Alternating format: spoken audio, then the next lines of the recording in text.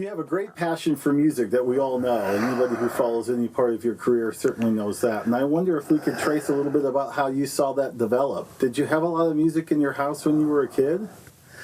Only my mother. My father is still alive, 92. Scottish, not as taciturn as he used to be.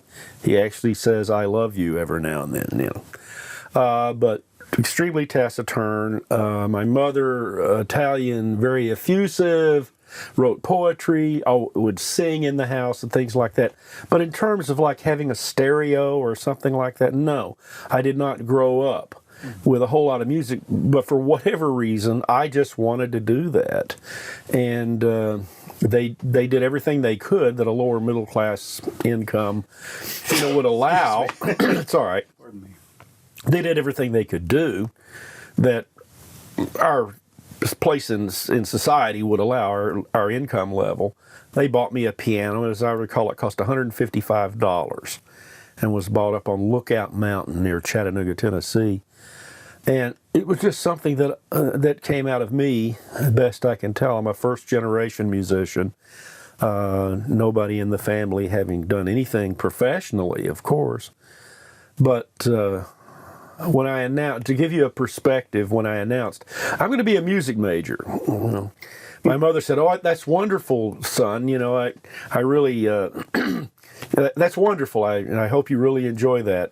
To which my father retorted, "The only thing lower than a Navy musician is a Marine bugler." And I was a trumpet player. So, thanks, Dad. Zing. Yeah.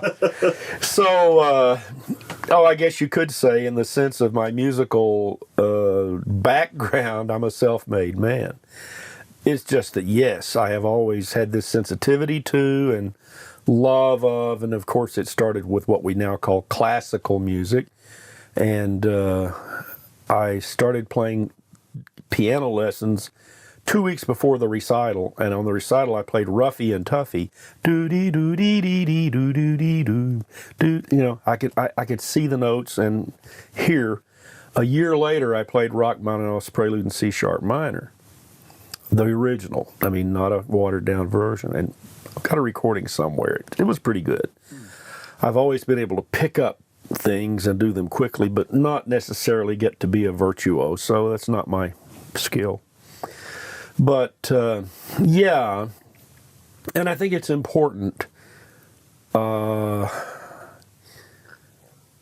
So many of my students at Berkeley College of Music, don't have this kind of generalized music background. They're trying to lift themselves with their bootstraps, with thinking of the laptop as a musical instrument, which I do not, and things like that. And I'm thinking, yeah, I played with a couple of symphony orchestras, brass choirs, I sang in a couple of Episcopal churches, et cetera, et cetera. To me, and I was conservatory trained, for lack of a better word. The conservatory, of course, is completely passé. It's moribund because there's no gigs.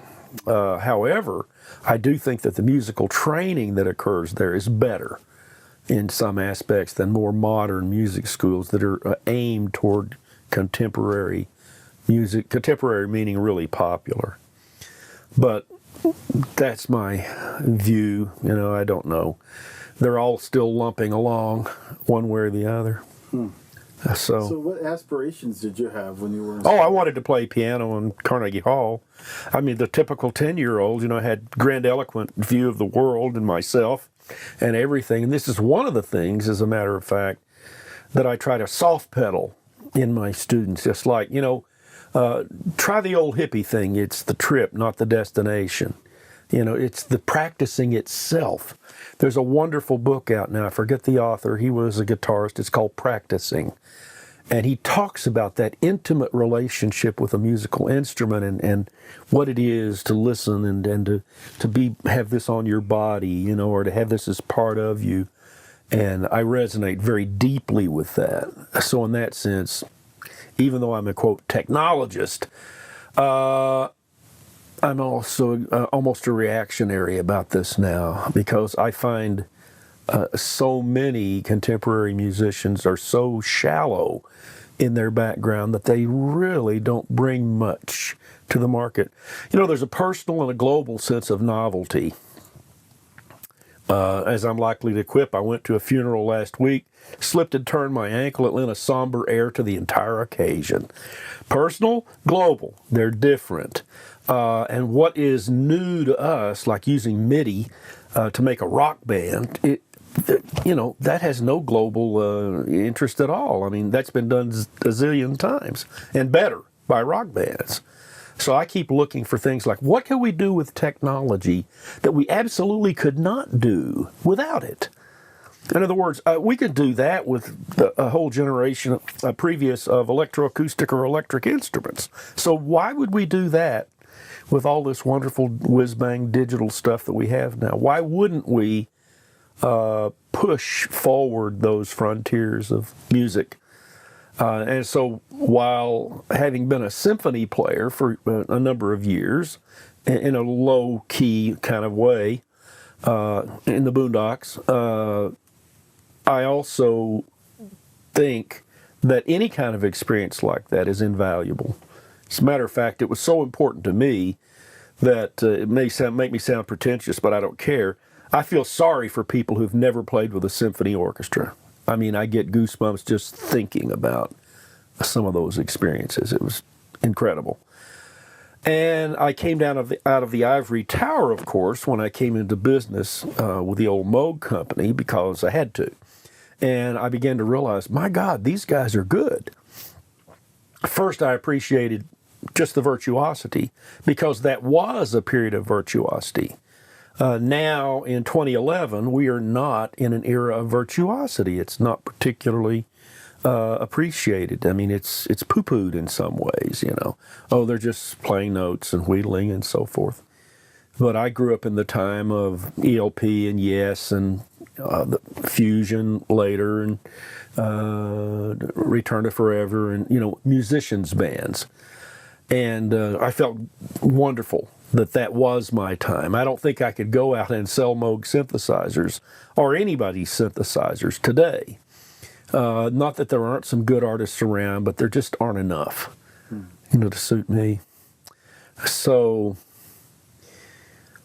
aspirations, I thought at one time when I was young that here I was sitting playing second trumpet or something with the Nashville Symphony, and I thought, eventually there'll be all these electric instruments here that'll join us, and it'll be this wonderful progression. The orchestra always was, until it sort of calcified into a particular configuration. It was a growing, living thing for many, many centuries, from Monteverdi up, and then all of a sudden we know what a symphony orchestra is. And I kept thinking, what a great sound an electric guitar is, and how well that would work. And of course, it has, to a certain extent, happened, but there hasn't become a real fusion of the past in the sense of the symphony with the present and the future electroacoustic instruments. It's been on a one-by-one basis, and I thought it would be a little more widespread. I thought the Chapman stick would be the most important instrument of the 21st century. It hasn't turned out that way, although I still revere Emmett and Utah, they've got tremendous integrity. And it's become important, but not super important. And I didn't realize, only belatedly, how stuck in the mud musicians are with their thinking. We're very, very conservative, and we make these judgments about things. When Milli Vanilli ran into their problem, it's, oh my gosh, you mean it's not even them singing? We knew about lip sync, but here was a case where it was totally bifurcated, the sound and the visual. These good-looking guys with dreads, and so, well, yeah, everybody loves them. Wasn't their voices even at all. And the way musicians responded to that, to me, was very strange. It's like, oh my God, let's slit our throats, or their throats. Let's run in circles, scream, and shout. I think their company, their record company, actually sent $1.89 back to each customer. I don't remember the detail, but it was like, and I was sitting there thinking, in film, nothing is real. half the time, West Side Story, for instance, that's not Natalie Wood singing, it's Marnie Nixon. And Marnie Nixon sung behind hundreds of females. I mean, the list is just so long, you know, you'd be shocked. Or the sequel to Gone with the Wind, don't know why they made one. The sequel, one of the female actresses' parts was totally dubbed in by another actress. This is not her voice appearing ever in the entire film. So for me, who celebrates the artificiality of what human beings are, I found no problem at all. The public only knows the magic. I don't care how the magic has occurred as a viewer listener. As a matter of fact, I'm interested in the magic. I teach the magic, you know. So to me, film is the most artificial thing that we have because all time, all reference to space, all constraints disappear, basically. The Civil War only takes 3.5 hours, you know. I mean, well, it's 4.5 years. Nobody rises and says, oh, wait a minute, this is Appomattox, this is way too soon, you know. No, we accept that kind of artificiality in visual and other kinds of arts, and yet in sound, we're really such prudes about this stuff that I find it strange, but in a sense not, when you think about how hard it is to be a musician compared to some other things. I'm constantly telling people things they don't want to hear or things that are unpopular, and, you know, it's cost me, of course, but, you know, what else can I do?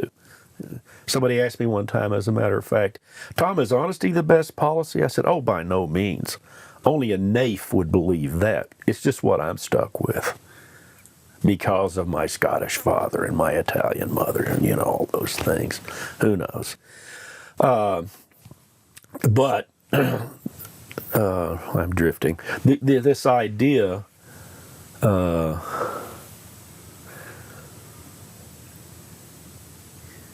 telling people things they don't want to hear. I've done so many. I was trying to think of which one. Well, it'll come back. Oh, this idea about artificiality and authenticity in art, to me, is an absurd notion.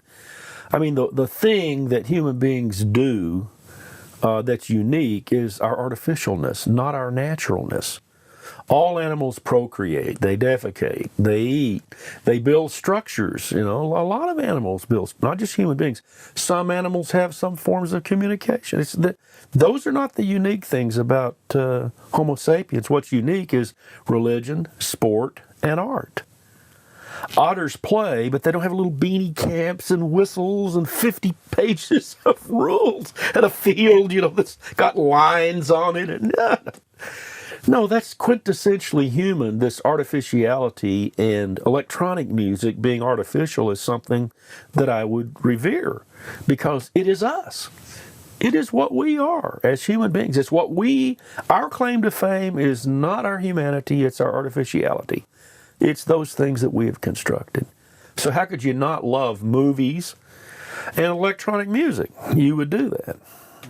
So that's kind of where I've gone. Very interesting.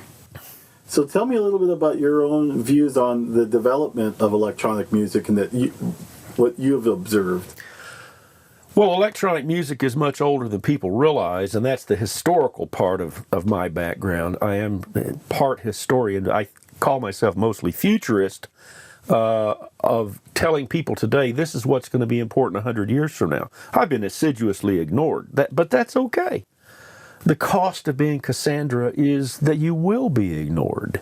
If you're even 15 minutes ahead, you'll look strange and people will think you're crazy and you'll be ignored, basically. I mean, the history of invention bears this out. So I'm told at least that when Doppler went to give his famous speech, famous now, about the blue shift and the red shift, I think there were 4 or 5 people there in the secretary of the, you know.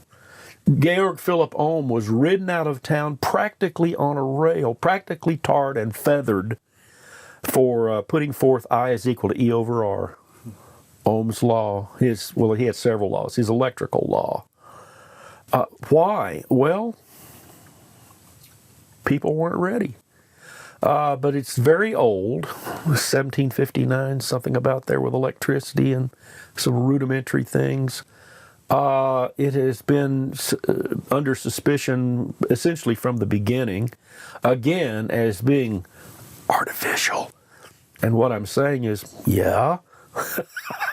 So is the Sears Tower in Chicago, highly artificial.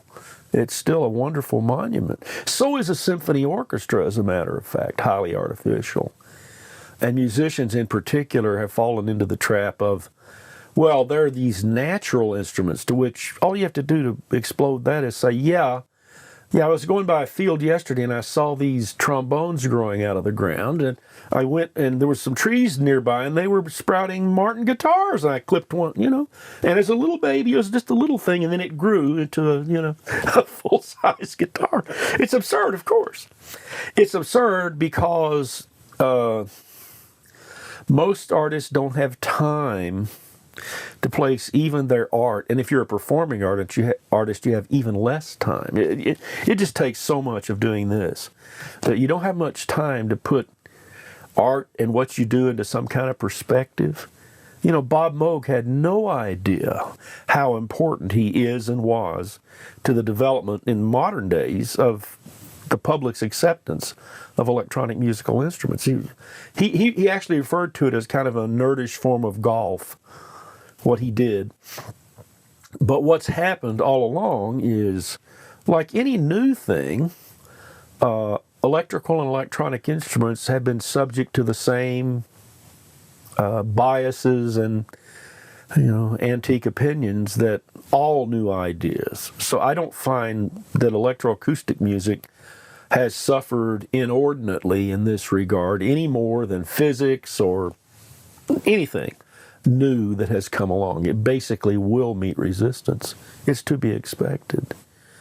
And I didn't have this complete philosophy when I was younger, but when I started peddling synthesizers, I think one of the things that sustained me was this realization.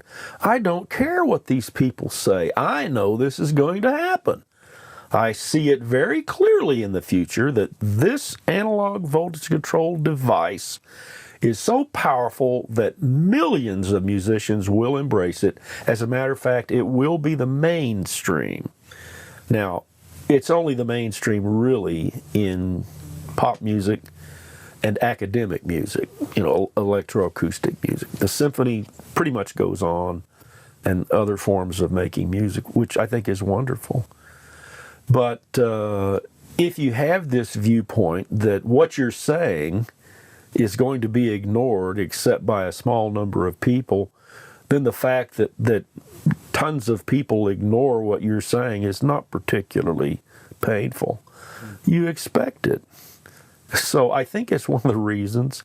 I think everybody who went out in the early days with analog voltage control synthesizers, Mike Brigida, Tom Pigott, me, John Scheiken, I'm leaving out some very worthy people, encountered the same stuff. I was almost literally thrown out of music stores. I was told this will never amount to anything. And I said, yes, it will. And a few dealers actually told me, well, I remember what you said. I said, yeah, I hope you did, because maybe you'll believe what I tell you now. Software. Oh, our nephew thinks it's going to be these hardware things with software in them. I said, that's not it.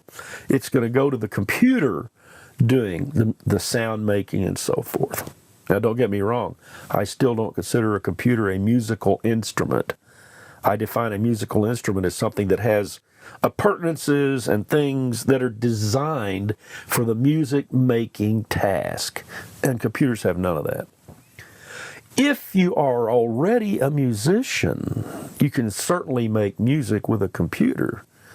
But it's not what I would give a novice to learn about music. There's too many things done for you. It's in tune.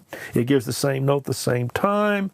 I mean, there's just dozens of things that you learn by playing music with other people. Tempo, timing, precision, intonation, phrasing, balance, all those good things. I don't know how you learn that extra musical instrument outside of musical instruments. And I don't think that the significant musicians of the future will have learned it that way. I think there will be a blending and a marriage between the old tradition of virtuosity and intimate relationships with things made to make music and electronic media, including digital media. It's pretty much coming to pass, too. If you see in the early days, it was like, well, we'll have a digital audio workstation, and that's the end of it. No, more and more, even within software, people are realizing, well, you can really do something with this piece of software you really can't do with this one over here. Not only that, it started off with, mouses and screens and stuff, and now more and more people coming back to faders, and some people back to antique instruments like the Mini Moog. You could say, well, that's retro. I said, no, it's mainstream. It is retro in a sense because it harks back to an earlier instrument. But the need to touch things and to hold the instrument and to have this physical relationship with it is not retro. It's human. So the artificial things that we produce, these wonderful things called musical instruments, allow us to express humanity in many, many ways, but they are indeed artificial. So can you tell me how you got mixed up with Bob Moog? How did that start? Mixed up is right. Let's see. First, there was David Vancouvering, who was mixed up with Bob Moog. And Dave came to Nashville, Tennessee, where I was a graduate student, because somebody, actually, I guess I'd met Bob before that. I'd met Bob, and somehow he knew where I was, and he told Vancouvering the exact words were, there's this sage out in the middle of the country named Tom. You need to go see him. So Vancouvering comes to see me in Nashville, Tennessee, while I'm at George Peabody, which is now part of Vanderbilt University, of arabesqued around. And I showed him all these instruments that I had already collected, as a historian, and that I was working on this dissertation on the history of electronic musical instruments and so forth. And his first words were, well, none of this belongs to you. I said, funny, I paid for it, and I'm just a graduate student. Damn right it belongs to me. He says, no, it belongs to everybody. And we started this thing called the Electronic Arts Foundation with the idea that we would do my vision, basically, about history and future. And I knew that although the Moog synthesizer cost $15,000 to $20,000, the one we had at Peabody, it was monophonic, it was out of tune, it required specialized knowledge. And yet, I knew clearly that it was the future. It was just maybe an epiphany, I don't know. I just looked at it and I said, this has great power, it has great interest, it allows you to exercise a side of yourself that standard acoustic instruments don't. Not what you can do with a violin. You either play the thing or you can't. And it takes 2 years just to get a good tone. This thing poured out energy in such a way that it was startling to all of us in those early days. And I realized, if it's startling to me, it will be to millions eventually. All those obstacles will be overcome, which, by the way, monophony is not one of them. The first Moog synthesizer was polyphonic. When Herb Deutsch acted as a catalyst to stimulate Bob. Bob did the design. People are confused. Herb did not co-design the Moog synthesizer. He was the catalyst who caused Bob to make designs. There were other people, Myron Schaefer, Hugh LeCain, Vladimir Usichevsky, who requested specific modules beyond the 2 oscillators and 2 amps that was the first Moog synthesizer. But the first version was polyphonic.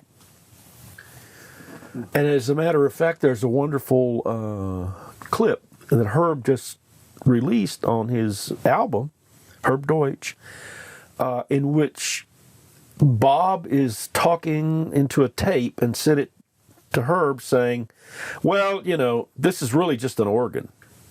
And between the two of them, they decided the much more powerful model of modular, which Bob had really borrowed from Harold Boda and admits that, told me, yes, when I saw Harold Boda's article in 1961, I knew that modular was extremely powerful. Again, one of those epiphanies, you know. It was monophonic and it was modular, and monophonic was important because it really did something different than most keyboards. It allowed that powerful soloistic expression that eventuated in people like Jan Hammer. It's hard to get past Jan. He was so good at it, you know. I'm seeing some people's faces, and my different parts of the brain work different ways, you know. But people finally got it. You know, as a matter of fact, when Vancouvering actually first showed me the Mini Moog, I said, it's a piece of crap. It's not going to go anywhere. Why is that? I said, not enough modules and not enough interconnectability, because I was in an academic environment. And then when I first heard Jan play it in Buffalo, what a concert that was. Mahavishnu Orchestra opened for Frank Zappa. Now that was a pretty good bill. When I first heard Jan play it, it was like a thunderclap. It was like, oh my God. It's not a cloud of sound, it's a voice under control. And then I became the leading exponent of that as a clinician, and in essence made my reputation.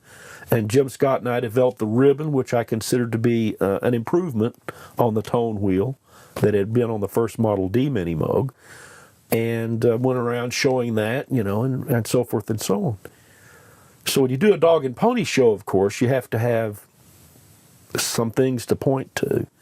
And that became an extremely important to me because I had been a trumpet player, a saxophone player. I'd played some keyboard, but basically my ear heard that when you play a soloistic instrument, it floats in a sea of pitch. It's not terraced. It's not discrete like keyboards always were. And that was a kick for some keyboard players. Most of them didn't get it. Most of them clamored for chords. Now, it's interesting to note, historically, that when chords came in, the soloistic players kind of went back into the woodwork. What really was exciting about the analog synthesizer was the fact that it was monophonic, and it challenged keyboard players to hear differently and to make music differently. So you got the Keith Emersons and the Jan Hammers and the Tom Costers and Chick Corea to a certain extent who did get it. And then you got tons who didn't. And the keyboard in the jazz situation started out as a comping instrument and was pretty much at the back of the band. You know, you go look in New Orleans and look at Dixieland bands and stuff, and even up into a lot of elements of jazz. The horn man always got a bigger hand than the keyboard player. There's something about that yin and yang of pitch bending that people relate to. The keyboard is somewhat cerebral in that sense. And what the analog synthesizer did was allow some of these players who had been wonderful musicians, Herbie Hancock, Chick Corea, they had long careers as jazz artists long before the synthesizer came along. It didn't make them musicians. What it did was it really made them at the front of the band. And the keyboard player being at the front of the band, well, that had always been the guitar player. And there were actually albums on which it was said no guitars were used on this album, and no synthesizers were used on. You know, there's like these two camps. You know, but if you talk to Jan Hammer about his wonderful soloistic skills, he said, I don't think of this as a guitar. He grew up with wailing gypsy violins and things like that, you know, in that part of Europe. And I believe him. I mean, I don't see why he would say one thing and not mean it. But he became kind of the model of what you could do with this pliable line. And then, of course, with multi-tracking, you could do 16 of these lines and so forth and so on. So the irony of it is, as soon as chord playing came back in, and see, I don't even say polyphony, because for me, polyphony is an orchestra. some avant-garde pieces have 100 lines, that can play independently. A string quartet has absolutely at least 4 lines, not including double stops, that can go on a keyboard. You can't cross hands, and if this is timbre A and timbre B, well, does it know that you crossed hands? Now, if you could play 6 different sounds on a keyboard, if you played 6 notes all the time in music, that'd be cool. But you don't. You go from 1 to 2 to 4 to 5 to 6 to 3 to 2. So how are you going to build the intelligence in to do that? You're not. So that whole idea that the keyboard would sound like an orchestra was phony. It was sort of like in the 30s they kept saying, well, we're going to fly to work in helicopters. My God, we can barely manage 2 dimensions. Please, not 3. It just never was going to work. I'm a collector of those things, as a matter of fact. Stuff that everybody dreamed or thought, and it's like, oh, it's bullshit to begin with. It just wasn't going to happen. There's lots of things are like that. To me, the laptop orchestra fits in this. It's like, for me, it's like watching paint dry. Are you doing your email or are you being a musician? No.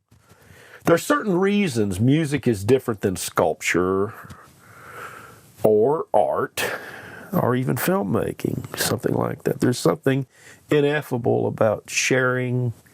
There's something wonderful about real time. And, hey, it's making a comeback. We're seeing a lot of touring groups now. There for a while it was almost like, well, everything's going to happen in the studio. Because you can't play it live anyway. Well, in some ways you can. Even The Who had done it with tape recorder at first. Their famous piece, Riley, the one I'm talking about. The one that comes on for CSI on television. So,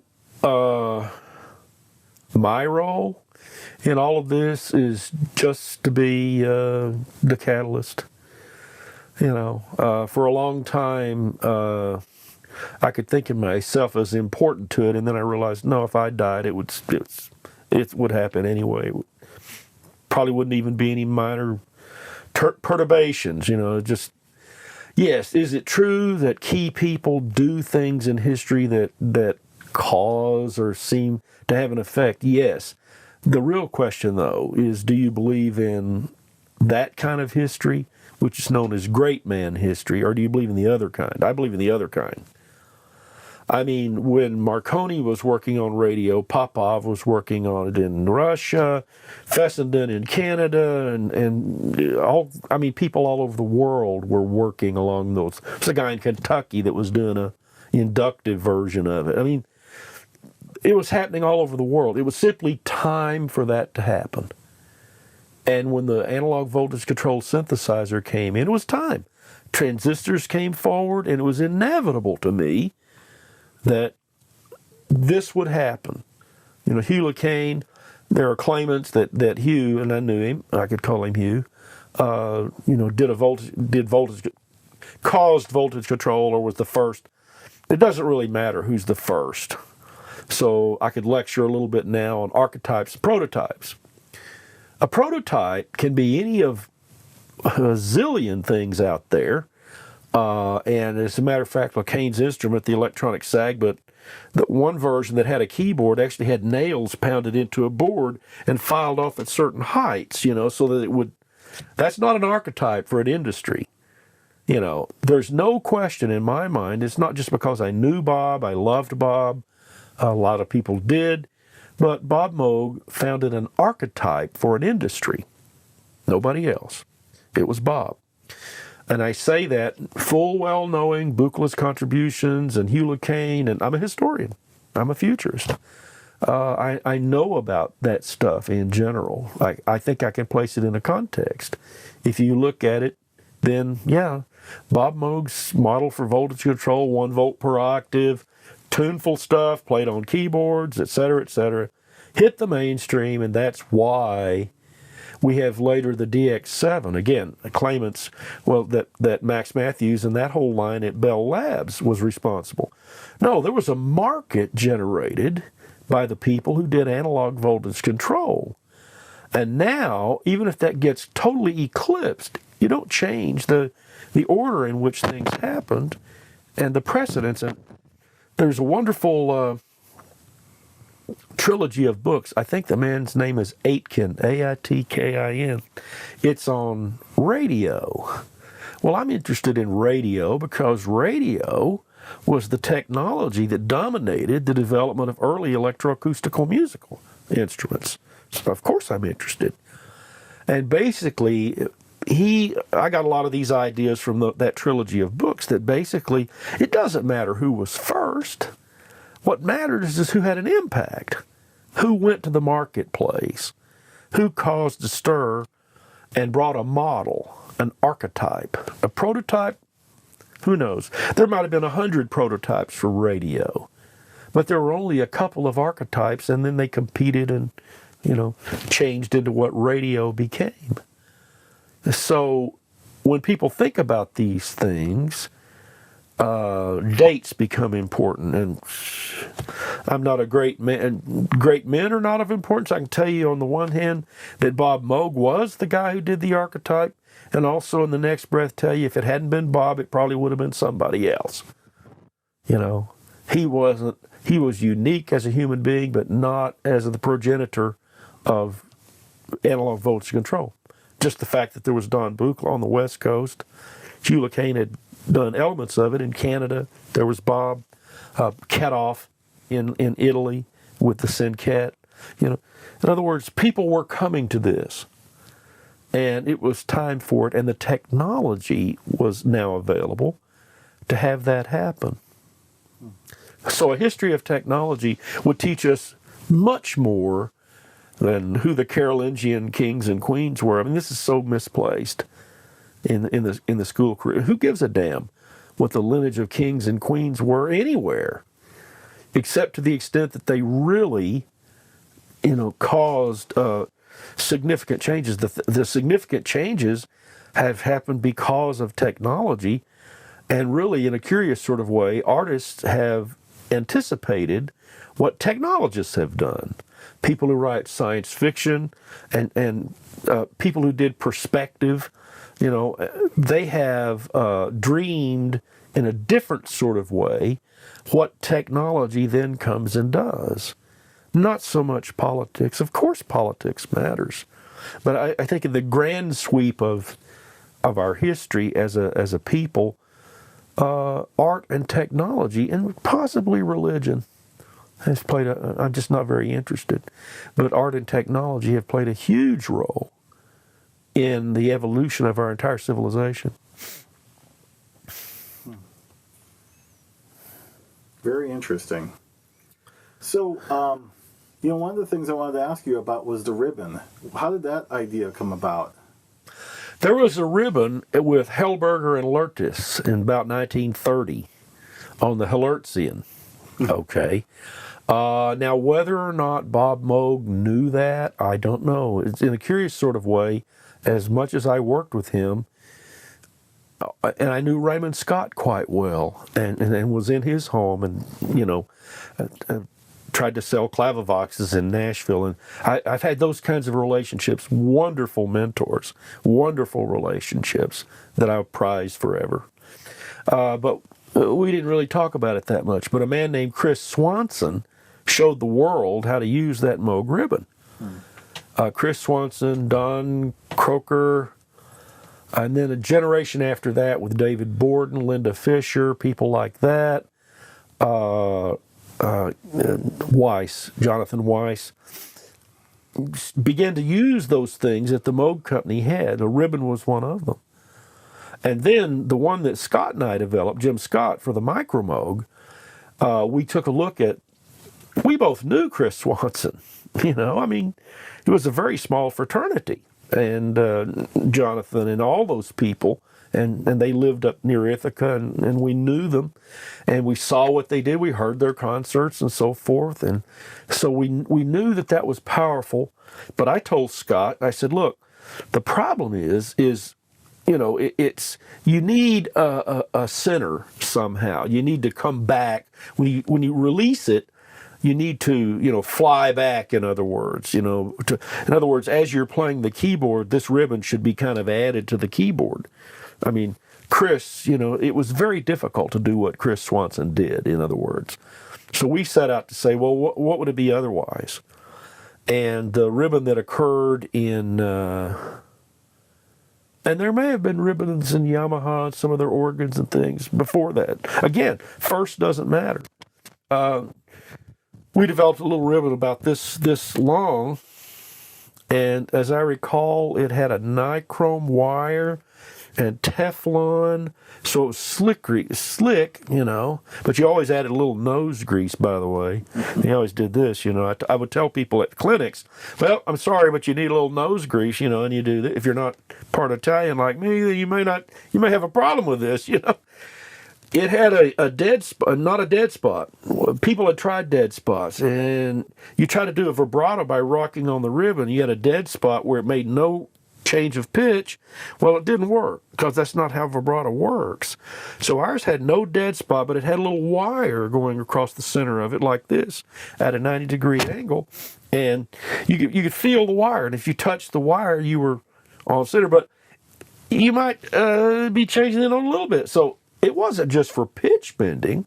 When I played almost anything, my finger was on the ribbon, because if I played the same note 3 times in a row, my God, what kind of an instrument would play the same pitch 3 times in a row? Only a piano, only a keyboard.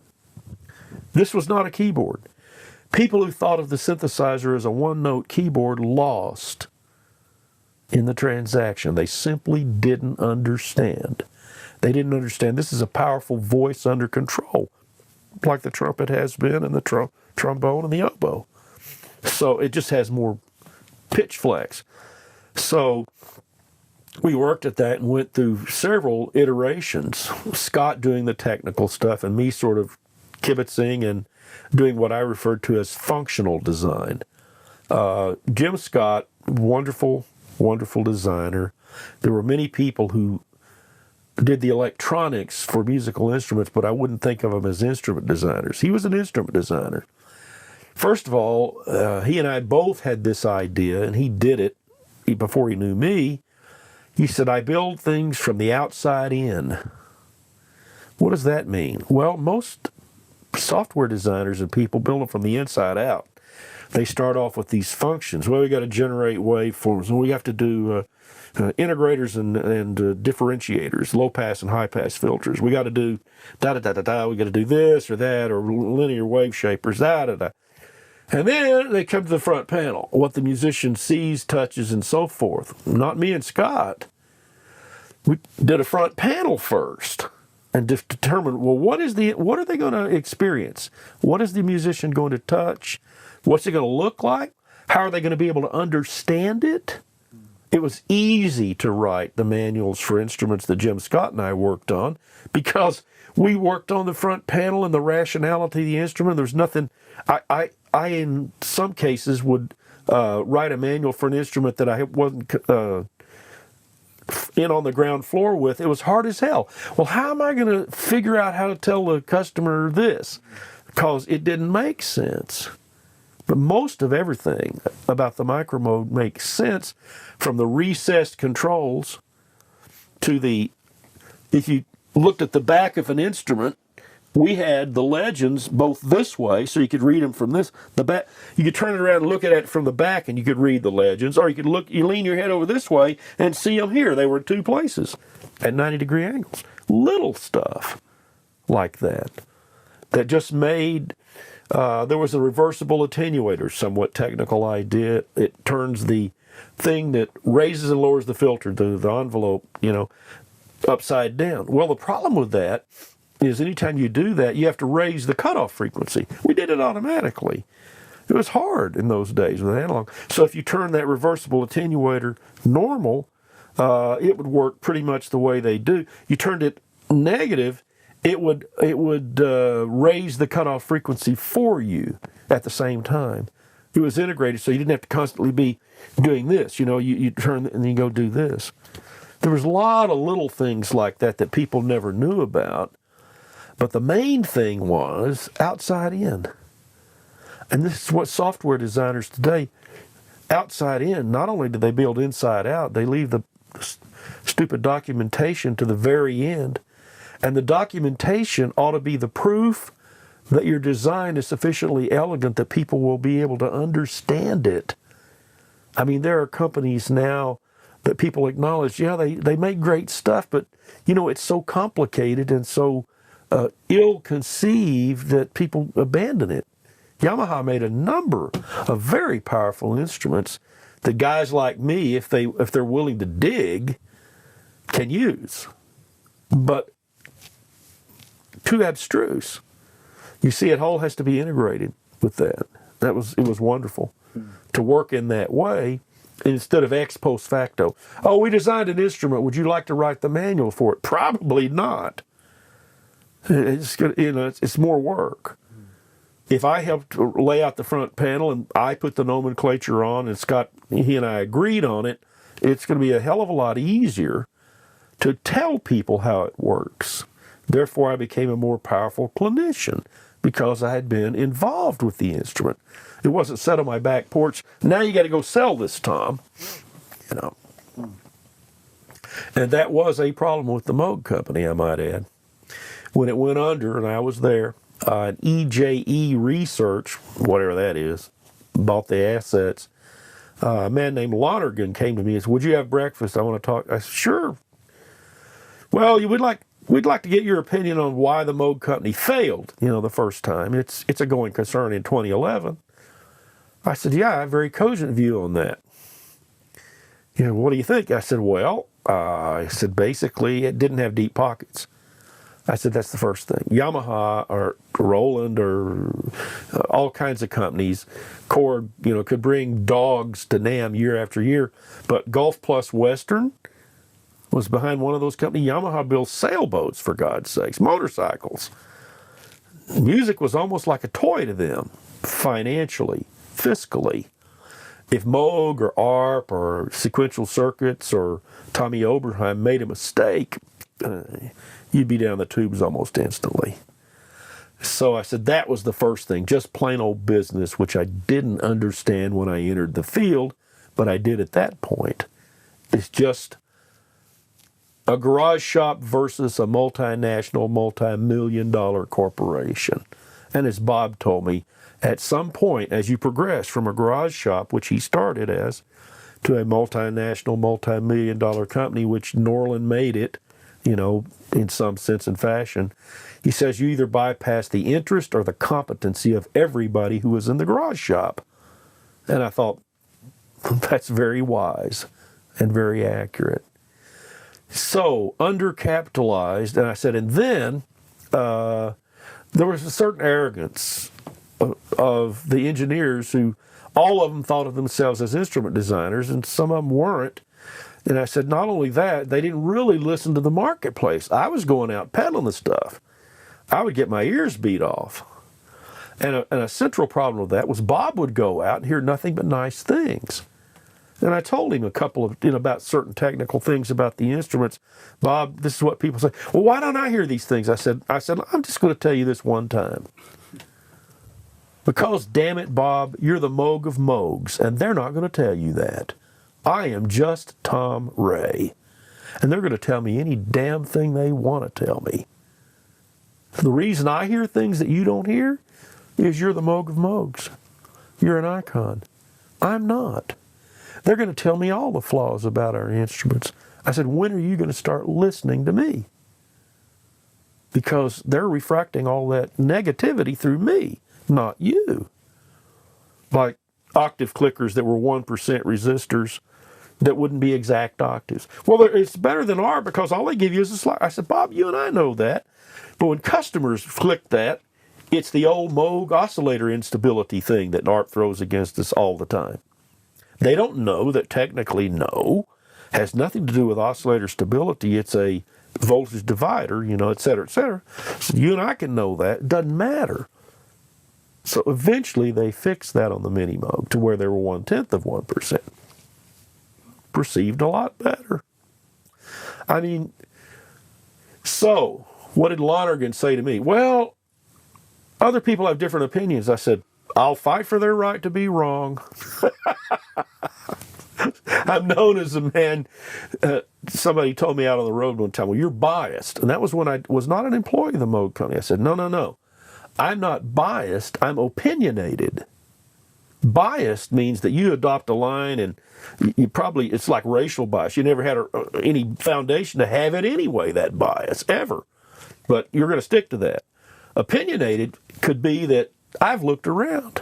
I'm a smart guy. I'm into instruments. This is what I think.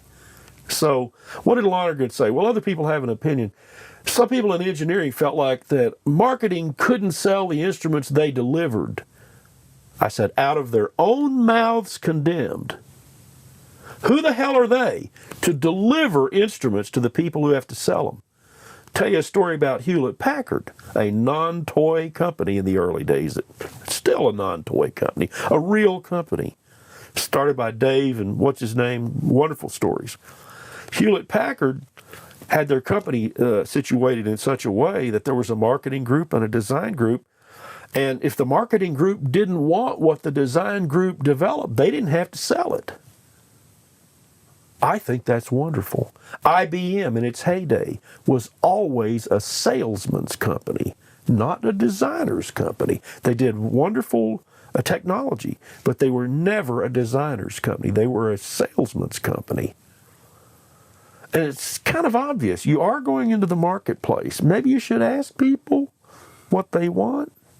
Instead of, I heard so many times, well, they'll just have to, I said, excuse me, they'll just have to buy ARP or Oberheim or our competitors. Don't tell me they'll just have to do this with our instruments. I said, so there were real business reasons, undercapitalized and, not enough business expertise, et cetera, et cetera. And then there was this thread that ran through the company as well, this sort of arrogance. Well, we're Moog. We started with 100% of market share and went to zero. Same thing happened to Kurzweil. I did some work for them when Bob was there. And I told them, I said, what you guys don't have is a sense of your own fragility. You can have 100% of market share and be nothing. How many companies do we know about that? Commodore 64? Where are they? Okay? Why people don't have this perspective, I simply do not understand. I always felt like the Moog Company could get along without me. I felt like, I am a key guy here. I sell millions of dollars of equipment, but if I drop dead, look, JFK got shot, LBJ put up his hand, got on a plane, went to Washington, became president. I lived through that, and it was a powerful force in my thinking. It made me realize, wow, the fragility of life and the idea of power and where is it and what can happen and so forth. The same thing. A lot of these companies are still this way. They're run by hotshot young guys. It's hard to have this perspective. It's hard to have my perspective when you're young. You just don't see the world the same. You see it as, I'm in charge, I'm inevitable, I'm never going to die, and, I've got the world by the scruff of the neck on a downhill drag. It never is that way. It's like rich people, this will get cut out, but that's okay. They see the inevitability of their wealth, not that they were just damned lucky in many cases, but they worked hard. And millions of people work hard who don't go anywhere. One of these jackass Republicans is saying things like, if you want to, don't be mad at rich people. Just if you're pissed off about it, you just get rich. And I'm thinking, oh, neat. Where are we going to have any firefighters, police officers, or teachers? They're sure as hell not going to get rich. If they want to get rich, they can't do those things and a bunch of other stuff. It's such a bankrupt notion. But then again, I put everything in context of everything. I'm a big Yoda fan. This is good. This is good stuff. Yeah, when Peter Forrest came and interviewed me, it went, 4 or 5 hours. And I have no idea what he runs Vimea that sells antique equipment and rather snobbish in my opinion, but I only made one sale, and the guy came back and said, "Oh, there's a little scratch on the mounting hole for the," and I thought I was selling this to a working musician. I've got some Moog modules. Again, having perspicacity helps. When the company was going down, I walked in Luce's office, who was running the company, president. I said, "You need to fire me. I'm useless. I mean, marketing, what the hell is this, you know?" "No, you're going to be a key. We're going to get through this." I said, "No, we're not." I said, "You're going to be a key man." I said, "I'm not." And, as a salesman, I was just as optimistic as the next guy. But if I knew something, which often I have known things, then what am I going to do? Go counter to what I know? I can't do that. Makes no sense. You're not living an authentic life. "Oh, no, not going to fire you." I said, "All right, I'll work for modules. Won't cost the company anything out of pocket." "Yeah, we got to get rid of them anyway." And the engineers and other people snickered as Tom Ray took modules out, because people found out he's taking modules instead of cash. Well, those 907A filters are worth $2,500 in 2011. I didn't do the wrong thing. In the same way, I can tell you what classic instruments there are and which of this group will be a classic. Why? Well, I'm a bit of a musician. I'm not much anymore with all my injuries and stuff, but I'm enough of a musician to know what musicians will resonate with. That's all. You listen to you look at the classic instruments that everybody knows about, and then there's a few, as you go along, you realize, yeah, that'll be a classic. I have 3 mini Moogs. I knew at a point you could buy mini Moogs at $300. If I had a warehouse, I'd have bought them all. But it's not like gold ingots. They're kind of compact mini Moogs. Imagine trying to make your fortune in mini Moogs. Could have made a lot of money in mini Moogs, but where the hell do you put them? So now the future. If I had advice to people, to students of this technology and all this stuff, I would tell them what a friend of mine named Jan Moorhead, who was one of the chairs at Berkeley, back when it was called the Music Synthesis Department. It's now called Electronic Production and Design, where I work. He said, musical skills will overcome technical limitations more than technical skills will overcome musical limitations. And I 100% agree with Jan. That's his quote. I would say, sort of like the Bible, seek ye first the kingdom of music, and all this technology shall be added unto you. Not the other way around. I mean, there was technology involved with all instruments, but nobody sat there. When I was a trumpet player, I didn't say, there are pulses going in this mouthpiece, and they're going down, going slightly beyond the bell, and since there's a significant impedance change, and it's quite sudden, a reflection will occur, and they'll bounce back up and set up modes of oscillation. No, I never thought about that because there was nothing I could do about it. But when I became a synthesist and a sound designer, or whatever I am, I started realizing, there is something you can do about it. Therefore, I'm going to have to know all that stuff. Acoustics, physics, sound. Still, it's music. And the shortcoming that I find in most student works are not so much technical as musical. Like, wow, that was a great theme. Why didn't you develop it? Instead of looping it in MIDI 96 times. It defies human need. So, yeah, my advice would be get musical. Be musical first. Even if you're not the greatest musician in the world. And you know what? Oddly enough, I think this is what pop music is. There's many people in pop music that don't have deep technical backgrounds in music. And music is technical. And yet somehow they do something that other people resonate with. I mean, some of it's pure shit, pop music, a lot of it. But it was pure crap in Mozart's time, too.